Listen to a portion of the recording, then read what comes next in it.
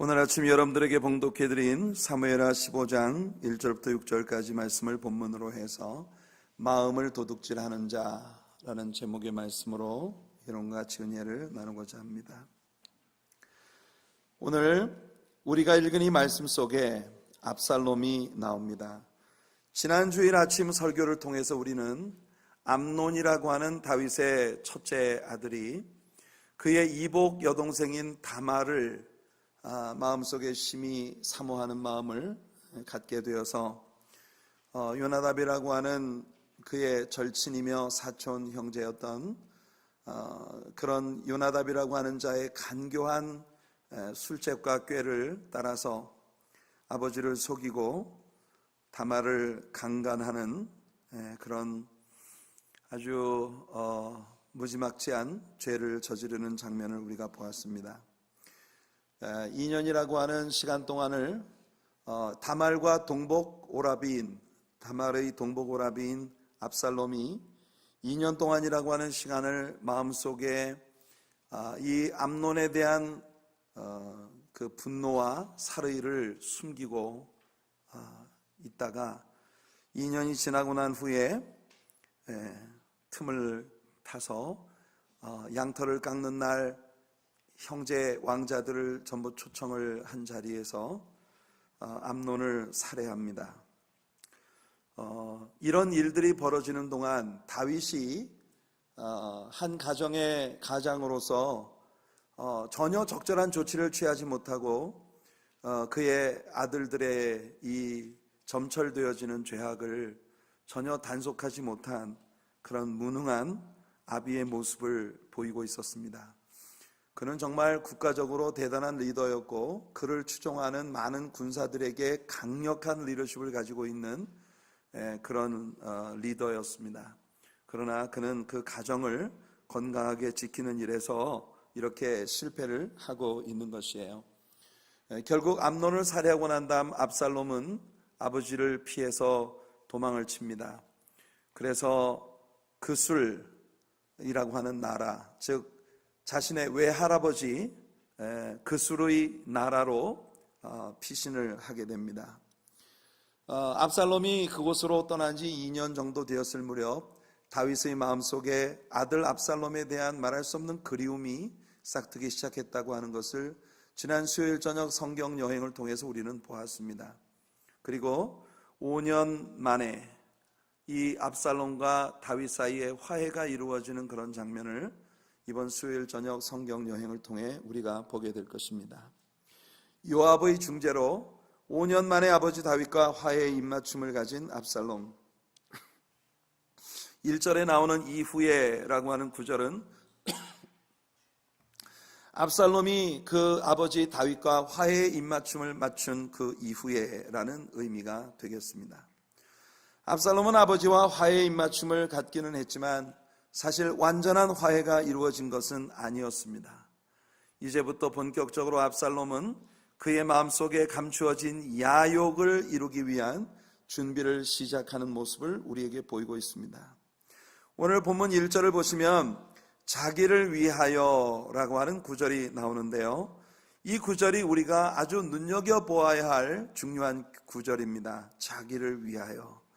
이제부터 압살롬은 철저히 오직 자기만 위해서 모든 일을 하기 시작합니다.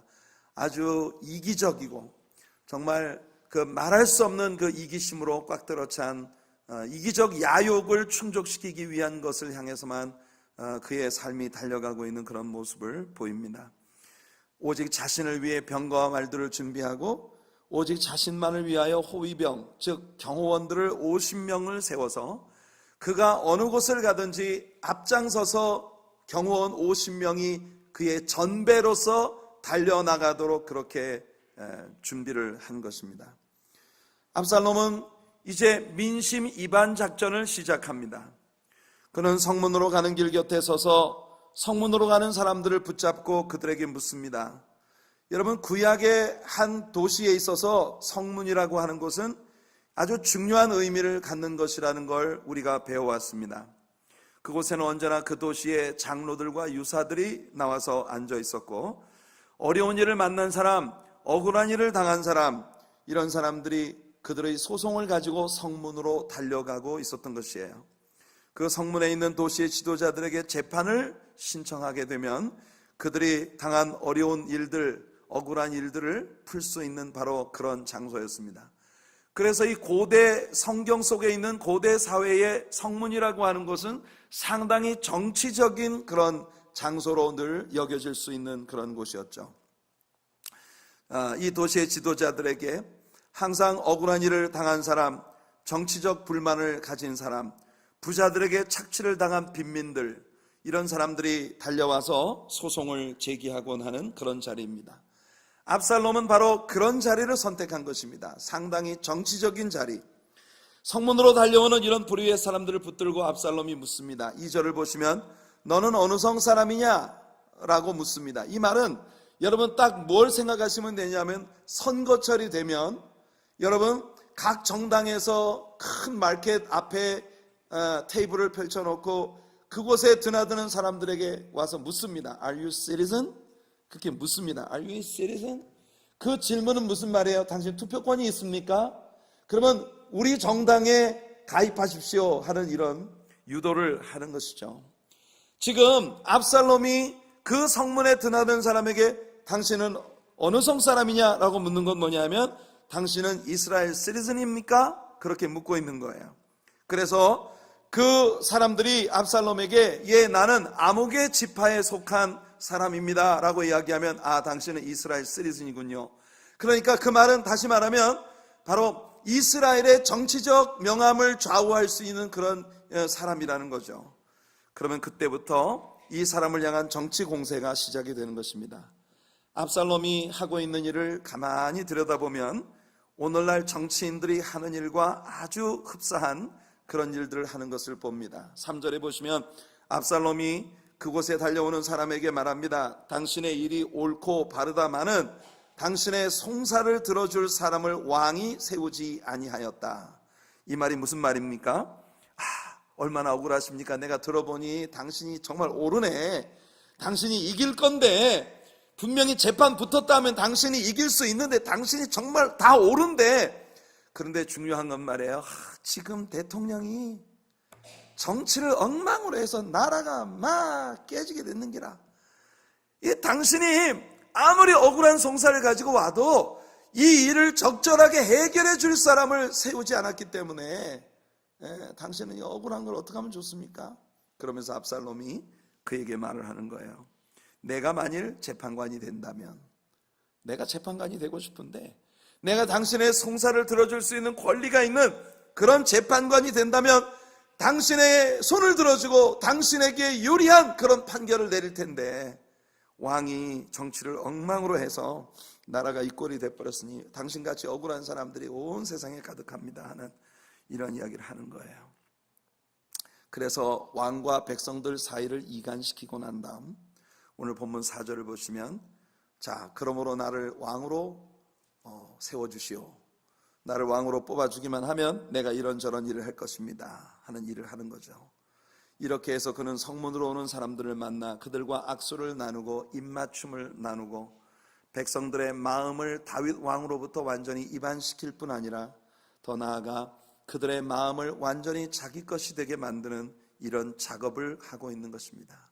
성경이 우리들에게 들려주고 있는 표현이 상당히 재미있습니다. 압살롬이 하고 있는 이와 같은 행위를 이스라엘 사람들의 마음을 도적질했다라고 이렇게 표현하고 있는 것이에요. 이스라엘 백성들의 마음을 도적질하는 자. 압살롬은 상당히 정치적인 인물이었습니다. 우선 그는요, 대단히 멋진 외모를 가지고 있는 인물이에요.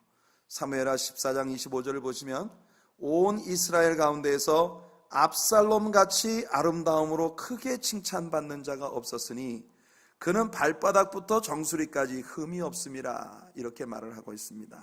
여러분, 무슨 뜻입니까? 외모로 따지면 이스라엘 나라에 압살롬 같은 그런 멋진 외모를 가진 사람이 없었다는 것이에요. 발바닥부터 정수리까지 심지어 흠이 없었다고 말을 합니다. 그야말로 시쳇말로 하면 미스터 이스라엘, 소위 무결점 미남입니다. 그런데 그런 자신의 야욕을 채우는 일을 위해서는 사실상 잔인한 살상도 서슴지 않은 인물이었고, 자신의 은인의 밭에다 불을 지를 수 있는 사람이었고, 우리가 지금까지 살펴본 대로 아버지의 백성들을 빼앗으려고 그들의 마음을 도적질했을 뿐 아니라 결국은 자기 아버지를 상대로 반란을 일으켜 자기 아버지를 죽이려고 등에 칼을 꽂는 이와 같은 일을 주저하지 않는 인물이었던 것이에요. 그러니까 그는 일종의 정치적 자질을 아주 타고난 인물이라고 말할 수 있겠습니다. 내면에 숨어있는 그와 같은 자신의 개인적 야욕을 다 숨기고 그것을 국가적인 어떤 숭고한 이념으로 포장을 해서, 그래서 사람들의 마음을 훔치고 있는 이와 같은 일들을 그는 하고 있는 것이에요. 그러나 우리가 성경을 공부하면서 한 가지 주목해 보아야 하는 아주 중요한 부분이 있습니다. 그것이 뭔고 하니, 압살롬에 대하여 성경은 그의 외모에 대하여 이렇게 극찬을 했습니다. 이스라엘 남자들 중에 압살롬 같은 그런 외모를, 아름다운 외모를 가진 사람이 없었고, 그리고 정수리에서 발끝까지 결함이 없는 무결점 미남이었다고 하면서 성경에서는요, 압살롬의 신앙에 대한 언급을 단 한 차례도 하고 있지 않다는 것입니다. 압살롬의 내면에 무엇이 있는지, 그의 내면에 어떤 영적인 상태가 있었는지, 이런 부분에 대해서 성경은 한 차례도 언급하지 않고 있다는 것이에요. 외적인 아름다움으로 말하면 이스라엘 사람들 중에 어느 누구도 그와 필적할 사람들이 없었지만, 그러나 그의 아름다움은 오직 그의 외모에 국한된 것이었을 뿐입니다. 그는 아름다운 외모를 가졌으나 사실상 전혀 아름답게 행동하지 않고 있습니다. 아름답게 행동하는 자라야 아름다운 사람입니다. 왜냐하면 아름다운 행동은 아름다운 영혼과 아름다운 마음에서 나오는 것이지 결코 아름다운 외모로부터 나오는 것이 아니기 때문이죠. 그래서 베드로는 특별히 하나님의 자녀들이 하나님의 눈동자 앞에서 아름다운 사람으로 단장하는 것이 어떤 것이 되어야 하는지를 이렇게 가르칩니다. 너희의 단장은 머리를 꾸미고 금을 차고 아름다운 옷을 입는 외모로 하지 말고 오직 마음에 숨은 사람을 온유하고 안정한 심령의 썩지 아니할 것으로 하라. 이는 하나님 앞에 값진 것이니라. 사랑하는 성도 여러분, 이 세상에는 아름답고 균형 잡힌 외모를 가지고 있지만 그 속에는 오직 오염되고 타락하고 간교한 영혼이 기거하고 있는 사람들이 대단히 많다는 것입니다. 압살롬도 바로 그런 사람이었습니다. 그는 아름다운 외모를 가졌으나 그의 내면에는 아버지에 대한 반란의 음모와 백성들을 자기 영화의 도구로 삼고자 하는 간교한 술책, 말할 수 없는 상처와 그 상처들이 만들어내는 쓴뿌리들이 가득 들어찬 그런 내면을 가지고 있는 인물이었다는 것이에요. 성경이 표현하는 대로 정수리에서 발바닥까지 외모로 보면 흠이 없는 자였으나 그의 영혼은 말할 수 없는 상처와 쓴뿌리들로 가득한 결함투성이인 인물이었다는 것을 성경은 우리들에게 보여주고 있는 것입니다. 그는 반란을 획책합니다. 그리고 반란이란 혼자서 할 수 없는 일이기 때문에 그의 반란에 동참하도록 백성들의 마음을 도적질하는 일을 시작하고 있는 것이에요. 저는 오늘 이 말씀을 대하면서 이 압살롬이 이 부분에서 앞으로 나타나게 될 적그리스도와 그 적그리스도를 주장하는 사탄의 성향을 그대로 보여주는 사탄의 전형적인 모형으로 우리 앞에 비추어지고 있다는 사실을 발견합니다. 여러분, 압살롬을 잘 살펴보세요. 그는 궁전에서 자신의 지위가 회복되자마자 왕위를 찬탈하려고 하는 목표를 세운 것입니다. 그는 이미 왕자였지 않습니까? 그리고 맏아들 암논이 죽은 이상 둘째 아들인 자신에게 아버지가 죽게 되면 아버지의 왕위가 계승되어질 확률이 가장 높은, 어쩌면 자기가 무슨 특별한 사고만 치지 않는 한 아버지의 왕으로서의 모든 권위를 그대로 물려받을 수 있는 합법적인 위치에 놓여 있는 사람이 아니었겠습니까?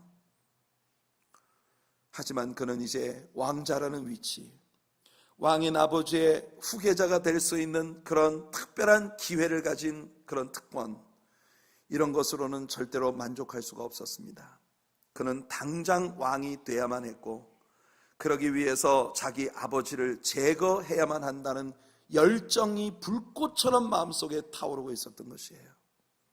본문 1절에서 아까 말씀드린 것처럼 자기를 위하여라는 구절로 반란이 준비되기 시작한 것입니다. 이것은 어찌 보면 이사야가 설명하고 있는 사탄의 모습과 아주 절묘하게 맞아떨어지는 그런 광경이 아닐까 생각됩니다. 이사야 14장 12절로 17절 말씀을 보시면 이사야 선지자가 설명하는 타락한 천사 루시퍼, 사탄의 존재에 대한 묘사가 이렇게 되고 있는 것을 봅니다.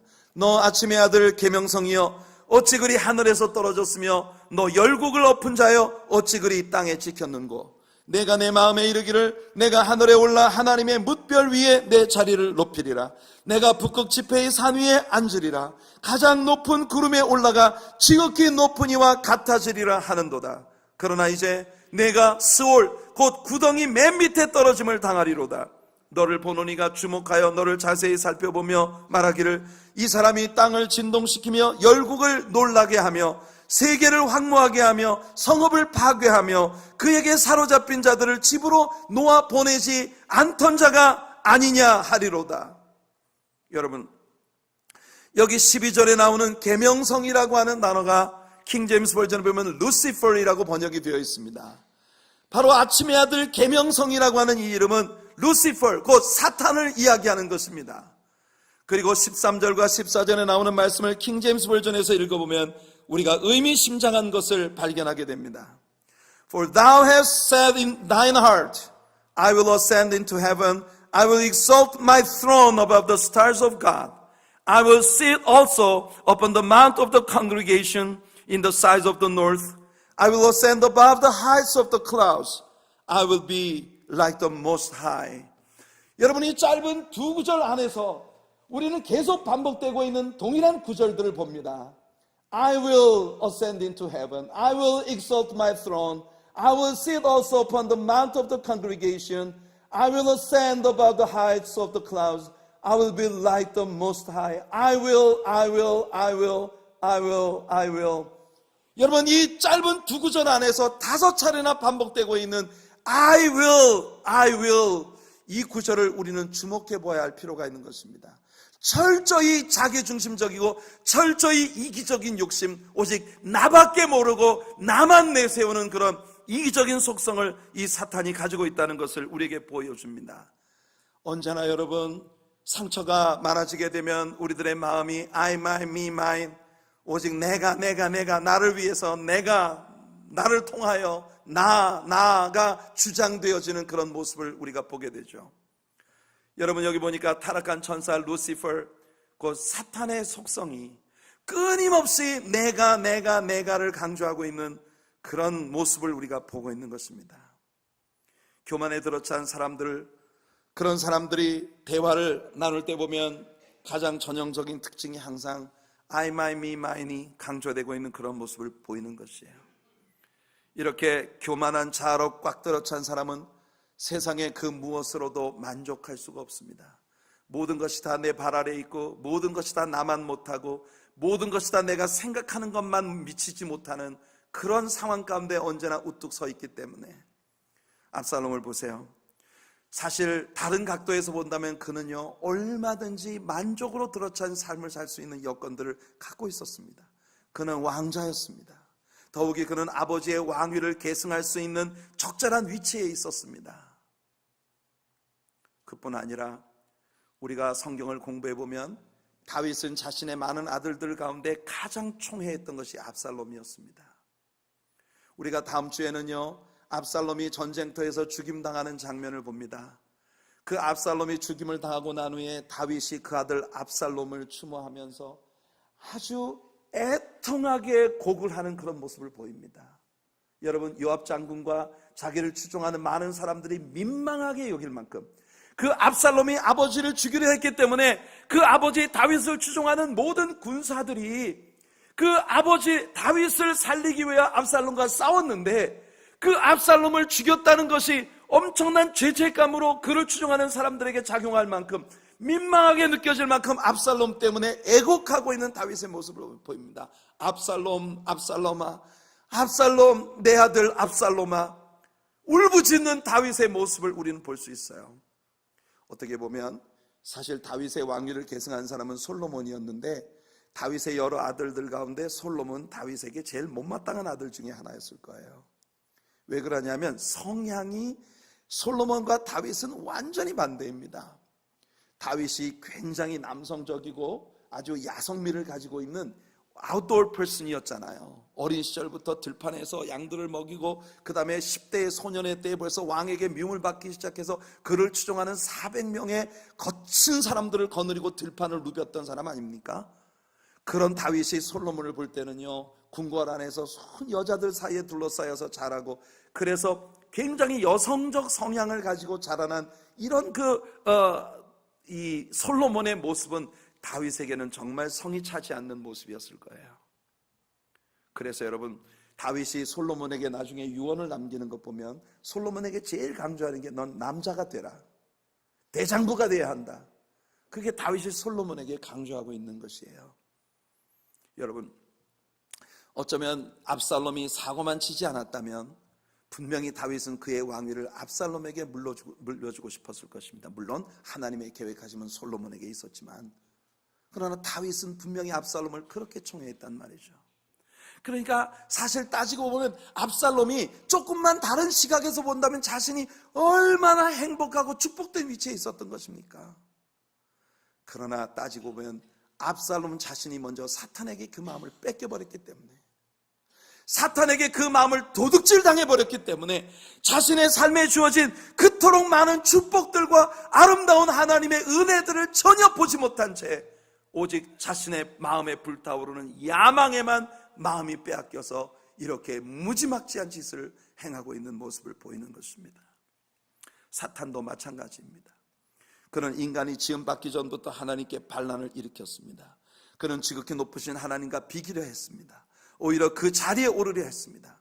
그러나 그 교만 때문에 결국 이 땅으로 쫓겨났죠. 흥미로운 것은 이 사탄도 압살롬처럼 아름다운 미모를 갖춘 존재였다는 사실입니다. 그는 외적인 아름다움뿐만 아니라 아주 엄청난 탁월한 예술적 재능을 가지고 있는 자였습니다. 이번에는 에스겔 선지자가 설명하는 사탄에 대한 부분을 우리 한번 봅시다. 에스겔 28장 11절로 17절에 보면 에스겔 선지자가 바로 사탄에 대한 묘사를 하고 있습니다. 여호와의 말씀이 또 내게 임하여 이르시되 인자야 두로 왕을 위하여 슬픈 노래를 지어 그에게 이르기를. 여기 나오는 두로 왕이라고 하는 것은 이 두로 땅의 왕을 이야기하기도 하지만 그의 배후에 있는 사탄을 이야기하는 예언의 부분입니다. 주 여호와의 말씀에 너는 완전한 도장이었고 지혜가 충족하며 온전히 아름다웠도다. 내가 옛적에 하나님의 동산 에덴에 있어서 각종 보석 곧 홍보석과 황보석과 금강석과 황옥과 홍만호와 창옥과 청보석과 남보석과 홍옥과 황금으로 단장하였으며 내가 지음을 받던 날에 너를 위하여 소고와 비파가 준비되었도다. 너는 기름 부음을 받고 지키는 그룹이며 내가 너를 세우며 내가 하나님의 성산에 있어서 불타는 돌들 사이에 왕래하였도다. 내가 지음을 받던 날로부터 내 모든 길에 완전하더니 마침내 내게서 불의가 드러났도다. 내 무역이 많음으로 내 가운데 강포가 가득하여 내가 범죄하였도다. 너 지키는 그룹아, 그러므로 내가 너를 더럽게 여겨 하나님의 산에서 쫓아냈고 불타는 돌들 사이에서 멸하였도다. 내가 아름다움으로 마음이 교만하였으며 내가 영화로움으로 내 지혜를 더럽혔으며 내가 너를 땅에 던져 왕들 앞에 두어 그들의 구경거리가 되게 하였도다. 여러분, 여기 에스겔이 묘사하고 있는 사탄의 모습은요, 대단한 미모를 가지고 있는 모습입니다. 그리고 무역이 풍성하다, 엄청난 부를 가지고 있고, 그리고 예술적 재능을 하나님께로부터 천부적으로 부여받은 존재입니다. 그는 하나님 앞에서 찬양하는 자였기 때문에 음악적인 탁월한 재능을 가지고 있었어요. 그가 태어나던 날부터 비파와 수금이 그를 위해서 주어졌다고 말하지 않습니까? 우리는 흔히 사탄에 대해서 많은 오해를 가지고 있어요. 여러분, 구글에서 사탄 이렇게 찍고 이미지를 검색해 보십시오. 제가요, 오늘 파워포인트를 만들면서 여러분들에게 이 부분을 설명할 때 사람들이 이야기하는 사탄의 이미지를 여러분들에게 보여드리려고 구글에서 사탄의 이미지를 한번 검색을 해보았더니 그 모습들이 너무 혐오스러워서 여러분들에게 설교 중에 비추어드리는 것이 여러분들의 마음을 상당히 불편하게 만들 것 같아서 그만두었습니다. 사람들은 사탄 하면 제일 먼저 떠올리는 게 뭐예요? 일단 색깔이 빨간색이어야 해요. 머리에는 뿔이 나고 어떤 경우는 얼굴이 완전 늑대 얼굴 같은 그런 얼굴도 있고요. 아주 날카로운 뾰족한 이빨, 그리고 드라큘라처럼 이런 이빨을 가지고 삼지창을 들고 꼬리는 뱀처럼 또아리를 틀고 아주 음산한 미소를 띠면서 이러면서 나타나는, 대개 많은 사람들이 사탄 하면 당장 떠올리는 것이 그와 같은 존재입니다. 그러나 이것은 사탄의 거짓말이에요. 사실은 여러분, 사탄은 그렇게 혐오감을 주는 그런 모습이 아니고 세상에서 가장 매력적인 모습을 갖춘 존재입니다. 여러분, 만약 사탄이 그런 모습으로 여러분들에게 다가온다면 여러분들 중에 아무도 속지 않을 거예요. 에스겔의 말씀을 보시면 그는 에덴 동산의 각종 보석으로 단장을 했고요, 하나님 앞에서 탁월한 예술적 재능을 가진 그런 아주 탤런트가 많은 천사입니다. 온갖 악기를 다루는 재주를 가지고 있고 무역이 풍성하여 큰 부를 가지고 있는, 그리고 영적 존재이기 때문에 엄청난 힘을 가지고 있는, 파괴력이 있는 그런 존재예요. 여러분, 압살롬의 모습은 우리들에게 바로 사탄의 모습을 전형적으로 보여주는 그림입니다. 여러분들을 정말 그의 내면에는요, 말할 수 없는 악을 감추고 표면적으로는 아주 달콤하고 매력적인 그런 모습으로 여러분에게 다가오는 것이죠. 오늘날 이 세상 사람들이 좋아하는 음악, 미술, 문학 작품들, 이런 예술적인 분야에 속속들이 사탄의 영향이 깃들어 있다는 사실을 여러분들 아셔야 합니다. 예수님에게 다가왔던 마귀는 어떤 모습이었습니까? 여러분, 그 마귀는요, 아주 화려한 말재주로 예수님을 현혹하고 있었습니다. 특별히 이 마귀는 상당히 젠틀했어요. 사실은요, 예수님을 보고 뭐라고 말하는지 압니까? Since you are the son of God. 이게 무슨 말이에요? 내가 하나님의 아들이거든. 우리말엔 그렇게 번역이 되어 있습니다만은 사실은 원래 원문의 의미는 너 하나님의 아들 맞잖아. 네가 하나님의 아들이라는 건 난 인정해. 근데 왜 하나님의 아들이 구태여 그렇게 십자가의 끔찍한 길을 가려고 하느냐 말이야. 그거 말고 돌을 가지고 떡을 만든다든지 이런 하나님의 아들로서 얼마든지 능력을 발휘할 수 있잖아. 그런 걸 통해서 사람들의 마음을 사로잡을 수 있고 엄청난 정치적 힘을 얻을 수 있는데 왜 굳이 십자가의 그 처절한 죽음의 길을 선택하느냐. 이것이 사탄이 예수님께 가지고 온 도전이었던 것이에요. 압살롬도 그랬습니다. 백성들에게 다윗이 왕이라는 사실을 부정하지 않았어요. 다윗 왕의 방법이 나쁘다고 사람들을 미혹하고 있었던 것입니다.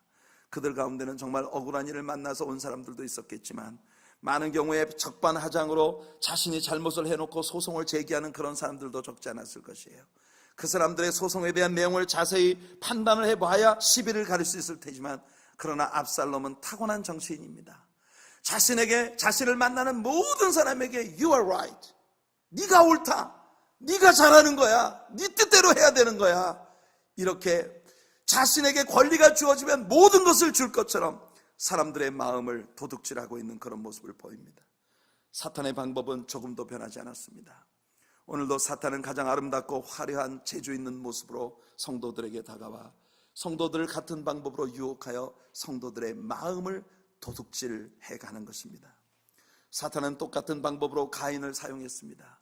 가인이 사탄에게 마음 빼앗겨버렸기 때문에 그가 첫 번째 사람 아담의 장자라고 하는 사실, 그가 하나님 앞에 너무나 아름다운 축복을 받았다는 사실은 전혀 감사하지 않고 오직 아벨에 대한 불타는 질투심 때문에 결국 최초의 살인자가 되고 만 것이에요. 얼마나 많은 때 사람들은 그 마음속에 하나님이 주신 너무나 아름다운 혜택이 있는데 그 혜택을 보지 못하고 마음이 한 삐뚤어진 곳을 향한 뜨거운 열정을 향해 여러분 나아가는 그런 모습을 보이는지, 우리는 지난 주간에 가론 유다의 여러분 그 상황이 바로 그와 같은 것이었음을 배웠습니다. 여러분, 그는 정말 이 세상에서 가장 은혜를 받을 수 있는 위치에 있었던 사람입니다. 예수님의 제자였고 예수님의 제자들 그룹 가운데서 예수님께 가장 신뢰를 받았던 사람입니다. 그런데 그 가룟 유다의 마음속에 사탄이 들어와 그의 마음을 도둑질해 갔습니다. 그때부터 가룟 유다는 예수님을 죽이는 것이 가장 의로운 일이고 예수님을 죽이는 것만이 자신이 이 땅에 태어난 사명을 감당하는 일이라는 그런 불타는 열정을 품기 시작한 것이에요. 정신없이 사탄에게 마음을 뺏겨 그의 선생을 팔아버리고 은 30을 손에 받아들고 난 후에야 비로소 가룟 유다는 내가 뭔 짓을 한 건가, 뒤돌아보게 되는 것입니다. 결국 자살을 선택하고 마는 거죠. 역사 가운데 수많은 인물들, 애굽의 바로왕, 또 로마 제국의 네로와 같은 악한 왕들, 똑같은 방법으로 사탄은 히틀러를 사용했고 마르크스 레닌을 사용했고 김일성 일가를 지금까지도 사용하고 있는 것이에요. 그들은 한결같이 부요했고 강력한 정치력을 가졌으며 보통이 넘는 재주와 말솜씨를 가진 자들이었고 잔인무도한 방법을 서슴지 않는 자들입니다. 그들의 가장 큰 공통점은 그들 모두의 목표가 예수 그리스도를 대적하고 예수님을 믿는 하나님의 백성들을 이 땅에서 멸절시키는 데 같은 목적을 가지고 있었다는 것이에요. 성도 여러분, 제가 이제 이 설교에서 마지막으로 여러분들에게 제기하고자 하는 문제는 압살롬의 꼬임에 넘어가 압살롬에게 마음을 도적질 당했던 불쌍한 사람들에 관한 이야기입니다. 그들은 다윗의 총애를 받았던 사람들이지만 다윗에게 등을 돌리고 압살롬의 하수인 노릇을 한 참 많은 이스라엘 사람들이 있었다는 것입니다. 압살롬은요, 헤브론을 집결지로 정했습니다. 헤브론이라고 하는 건 다윗의 추억이 있는 곳입니다. 다윗이 이스라엘의 왕위에 오를 때 헤브론에서 7년 6개월을 통치하며 백성들의 마음을 얻었던 그런 아름다운 장소입니다. 압살롬은요, 정치적인 자입니다. 다윗의 그와 같은 아름다운 추억이 있던 자리로 사람들을 집결시켰습니다. 거기에 예루살렘 유지들 200명이 넘어왔습니다. 그들 가운데 다윗의 충신들도 다수가 있었습니다. 압살롬은 이들을 이용해서 온 이스라엘 사람들에게 이스라엘의 유지들이 다윗에게 등을 돌리고 자기 편이 되었다는 것을 과시하고 있었던 것이에요. 과거에 다윗이 왕위에 오르더니 헤브론에서 이제는 다윗에게 등을 돌리고 내 편이 되어진 수많은 사람들이 그 수가 많아지고 있다는 것을 사람들에게 과시하고 있는 것이에요. 특별히 압살롬의 편으로 넘어온 사람들 중에 아히도벨이라고 하는 인물이 있습니다. 이 아히도벨은 본래 다윗의 카운슬러였습니다. 여러분, 그는 두뇌가 명석한 사람이었고 다윗의 가장 친한 절친이었으며 다윗의 인생의 안내자였던 사람입니다. 그는 다윗의 모든 약점을 정말 모르는 것이 없이 다 알고 있는 사람이었고 다윗은 기탄 없이 자신의 내면에 있는 고민과 갈등과 모든 내적 갈등들을 그 친구 아히도벨에게 다 쏟아놓고 그의 모사를 구했던 바로 그런 인물인 것이에요. 그런데 그가 압살롬의 반역에 동참한 것입니다.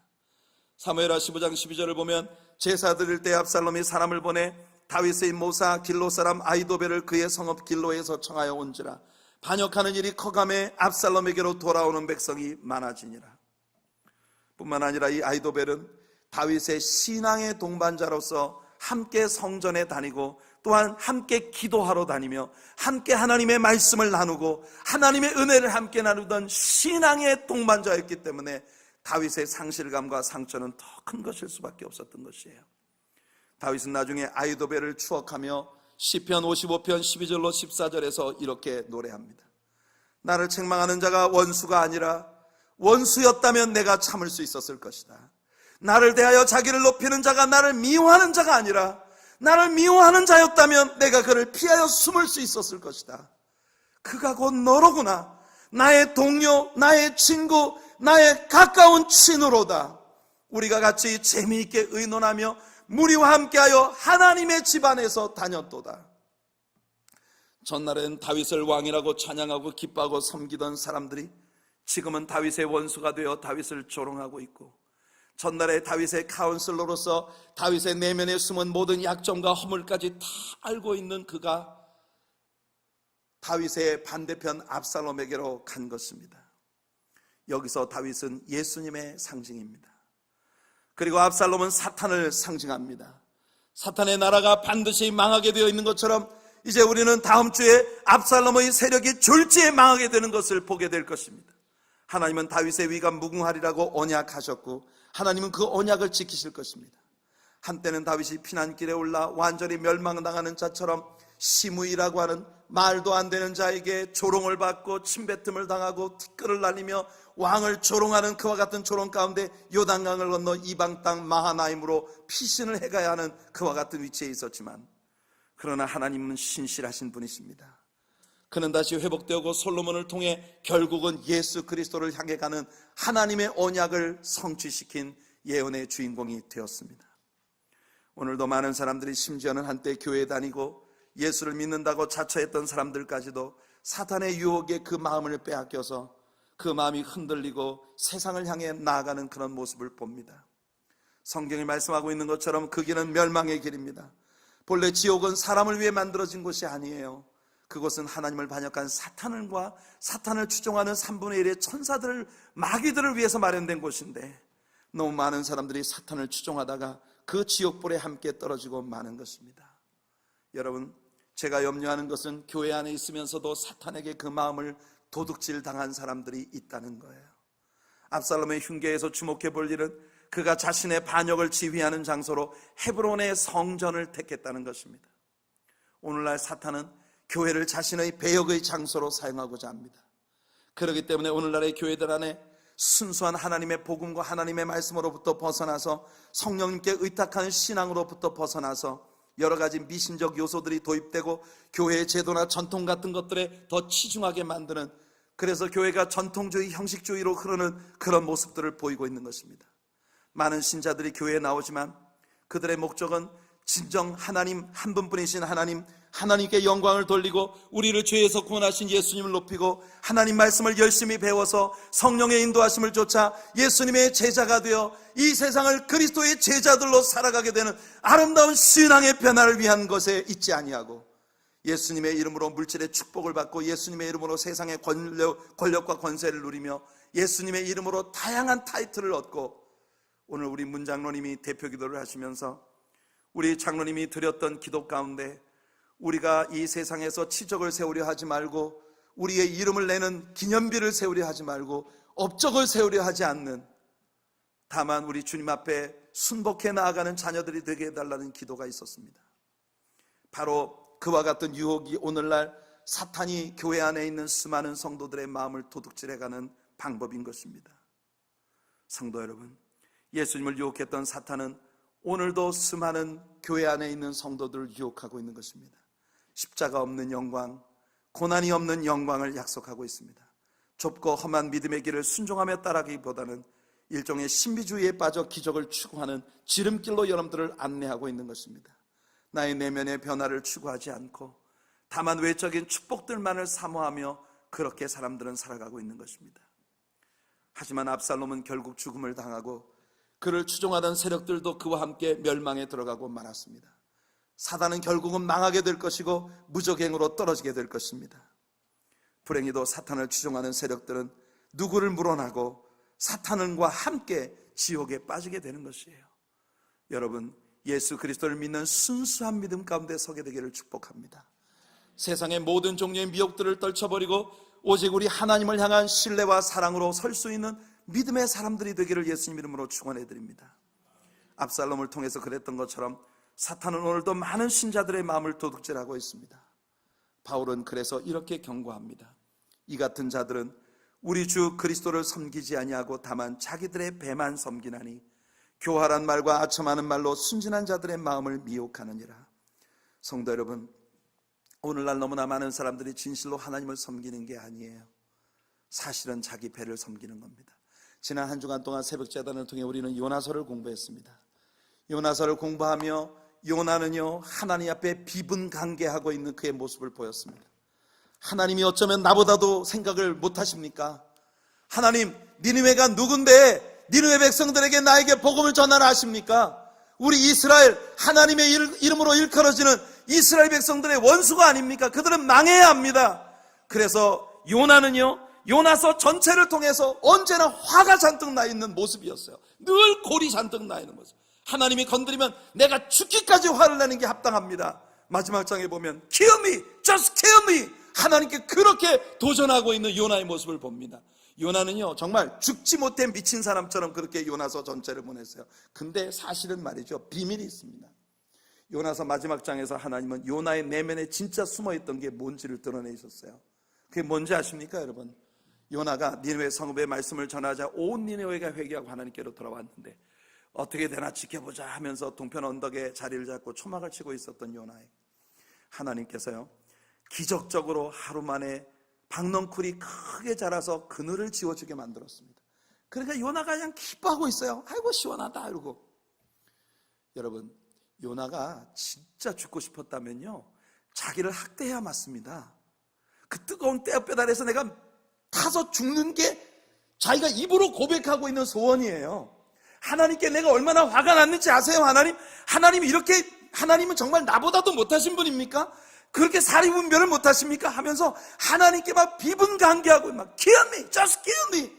그런 그가 하나님께서 벌레를 보내서 박넝쿨을 다 갉아먹게 해버리니까 갑자기 막 화를 냅니다. 뜨거워 죽겠어요. 죽고 싶다며. 여러분, 이 광경을 통해 요나의 내면에 숨은 게 뭔지를 하나님은 드러내신 거예요. 그게 뭡니까? 요나는 지금 대단히 하나님의 뜻을 수행하는 예언자로서 엄청난 사명감을 가지고 뭔가를 향해 달려가고 있는 것처럼 포장을 했지만 사실 그의 내면에 숨은 건 철저히 self-love, 오직 자기 사랑뿐이었어요. 자기 잘 되자고, 자기 살자고, 내 마음 편하자고, 하나님이 가지신 보다 더 숭고한 뜻을 절대로 함께 동의할 수 없는 그런 상황이었던 것입니다. 많은 때 사탄은 우리들에게 거짓말을 줍니다. 그 거짓말은 우리가 대단한 사명감을 가지고 뭔가 의로운 일을 행하고 있다고 믿게 만들지만 알고 보면 우리들의 내면에는 하나님을 온전히 신뢰하지 못하는 이기심과 교만이 있을 뿐인 것이에요. 우리 요나서를 결론 지으면서 함께 배웠던 것이 있습니다. 하나님께서 알아서 다 잘하실 겁니다. 이걸 우리가 진실로 믿을 수 있다면 우리는 압살롬처럼 우리들의 마음을 도둑질 당하지 않을 것이에요. 사랑하는 성도 여러분, 인생 살아가며 우리 하나님이 최고의 길을 갖고 계시고 우리를 최고로 사랑하신다는 사실을 신뢰하는 여러분들 되시길 축복합니다. 우리의 마음을 절대로 마귀에게 빼앗기지 않기를 바라며 오직 예수 그리스도의 순수한 복음 안에, 그리스도를 향한 그런 순수한 신앙의 열정 안에 우리 자신을 올려드릴 수 있는 그런 하나님 백성들이 되기를 예수님의 이름으로 축복해 드립니다. 우리 주보의 11페이지에 나와 있는 찬양 함께 할게요. 은혜 아니면 서지 못하리. 오늘 들은 말씀을 생각하면서 어둠 속 헤매이던 내 영혼 갈 길 몰라 방황할 때에 주의 십자가 영광의 그 빛이 나를 향해 비춰주셨네. 우리 같이 찬양합시다.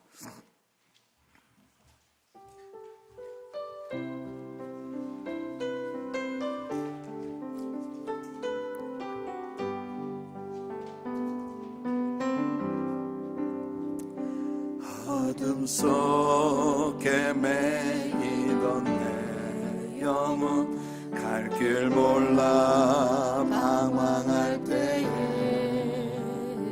주의 십자가 영광의 그 빛이 나를 향해 비추어 주셨네. 주홍빛보다도 붉은 내 죄 그리스도의 피로 씻기어 완전한 사랑 주님의 은혜로 내 생명 주께 얻었네. 은혜 아니면 나서지 못하네. 십자가의 그 사랑 능력 아니면 나서지 못하네. 은혜 아니면 나서지 못하네. 놀라운 사랑 그 은혜 아니면 나서지 못한 은혜 아니면 나서지 못하네. 은혜 아니면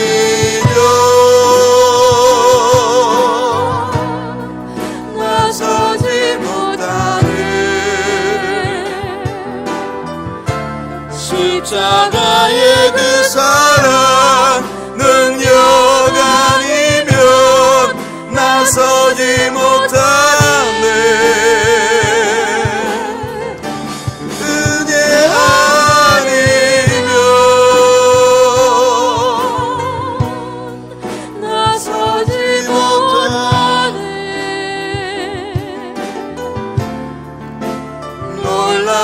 사랑 그 은혜 아니면 나서지 못하네. 거룩하신 주님, 오늘 우리에게 주신 말씀을 우리 자신의 삶에 비추어 볼 때 언제나 악한 원수 마귀는 우리들의 마음을 도적질하기 위하여 다양한 미혹들을 가지고 우리에게 다가오는 모습을 봅니다. 한때 압살롬에게 마음을 빼앗겨 다윗의 그와 같은 은총을 입었으면서도 다윗의 대적이 되어 반역에 참여했었던 사람들처럼 얼마나 많은 사람들이 예수 그리스도의 사랑에서 떠나 이 세상이 가져다 주는 미혹에 빠지고 마는지, 아버지, 우리의 마음을 사탄에게 절대로 도둑질 당하는 자 되지 않게 하여 주시옵소서.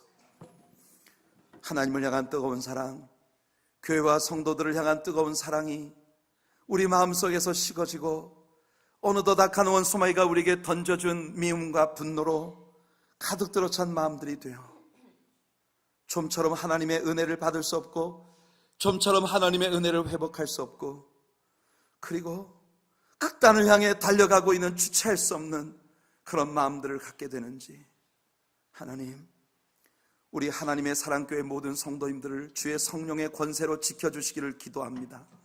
예수님의 보혈의 피를 발라 주시옵시사 어둠의 세력들이 손못대게 하여 주시옵시고 우리 성도들의 마음을 사탄에게 도적질 당하지 아니하도록 하나님의 은혜로 지켜 주시옵소서. 늘 처음 결단과 사랑으로 다윗의 처음 길로 행하는 순수한 믿음 회복할 수 있게 도와주시옵소서. 정처 없이 깨어지고 부서지는 길을 향해 가지 않게 하여 주시옵시고 하나님, 돌이킬 수 있는 복을 주시옵소서. 우리들에게 은혜를 주시옵소서. 오늘 베푸신 은혜에 감사하며 정성껏 준비한 11조와 헌물들로 우리 하나님을 예배하기 원합니다. 들어지는 모든 예물들 기쁘게 연락해 주시고 하나님 드리는 손길마다 넘치는 복으로 채워 주시옵소서. 예수님의 이름으로 기도하옵나이다. 아멘. 이 시간 우리 정성껏 준비하신 11조와 헌물들로 하나님을 예배하겠습니다.